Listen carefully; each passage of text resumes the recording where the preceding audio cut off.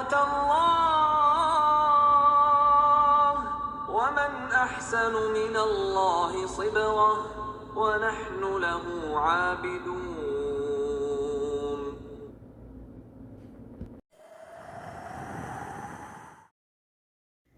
Assalamu alaikum wa rahmatullahi wa barakatuhu, my dear children. Sometimes when something bad happens to someone, people say, "Oh, this is karma." Karma has nothing to do with Islam.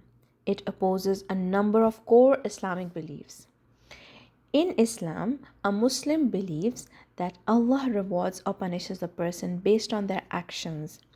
And in the hereafter, there is Jannah and there is hellfire. But there is no reincarnation. Nobody comes back to life, back on this earth, and good things or bad things happen to them. It's not like that. So never say this. Never say that this is karma. It is Allah.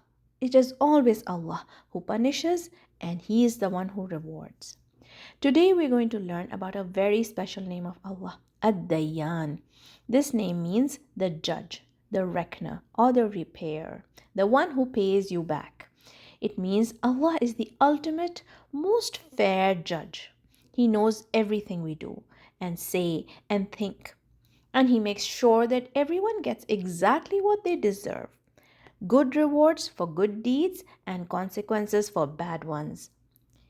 He is like the perfect scorekeeper and decision maker for all of us, and no one can hide from his judgment. He gives rewards and punishment according to the deeds. Even in this life, people can face the consequences of their bad actions and enjoy the benefits of their good deeds. Let me tell you a story from the Quran. It is in Surah Al Kahf. It is about a man with two beautiful gardens. This will help us understand Allah's name Ad-Dayyan. Once upon a time, there were two men, and one man was given amazing blessings from Allah. He had two huge, beautiful gardens. These gardens were filled with delicious grapes and sweet date palms and had sprinkling rivers flowing through them. He also had lots of money and many children. He was very, very rich and blessed by Allah. But instead of being thankful to Allah, this man became very proud and arrogant. He forgot all about his blessings from Allah. He started to boast to his friend. He was showing off, and he was telling his friend, who was a good believer but not very rich. He said things like, "Look at me, I have so much money, I have much more money than you, and more children than you, and my gardens are bigger and better than anyone else's. I don't think these gardens will ever be destroyed." He even forgot about Allah and the day when everyone will be judged for their actions. He forgot about the day of judgment. His wise, believing friend tried to warn him gently. He said, "My friend, remember that all these blessings are from Allah.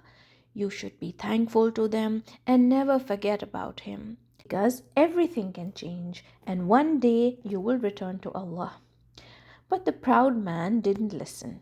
He kept on boasting and showing off, and he was being ungrateful. Then guess what happened?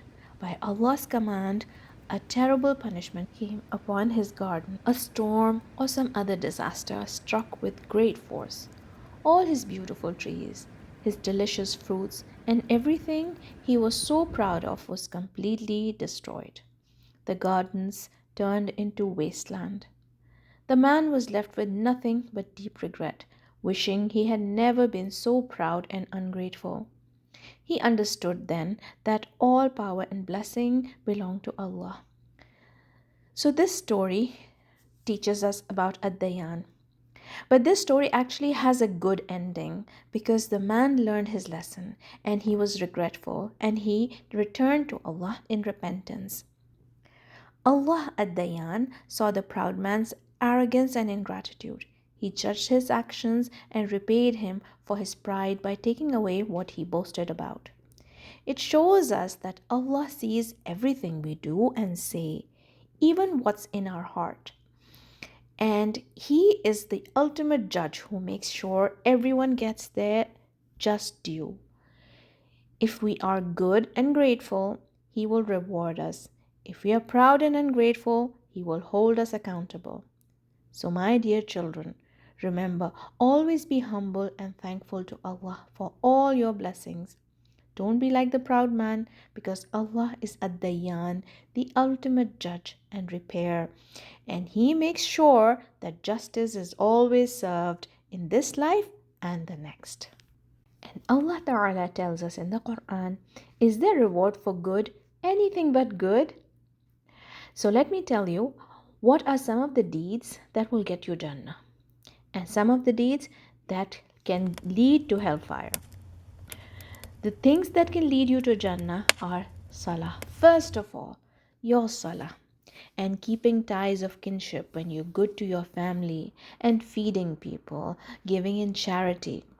And deeds that lead to hellfire, not praying. People who don't pray, people who lie can go to hellfire. And those who break family ties, and those who talk in a bad way, who have bad manners, who are rude and ungrateful. So do not wrong people in any way. Be conscious of your deeds and remember one day you will meet Allah subhanahu wa ta'ala and you want to meet Him with good deeds and not with bad deeds. وأحيط بثمره فأصبح يقلب كفيه على ما أنفق فيها وهي خاوية على عروشها ويقول يا ليتني لم أشرك بربي أحدا ولم تكن له فئة ينصرونه من دون الله وما كان منتصرا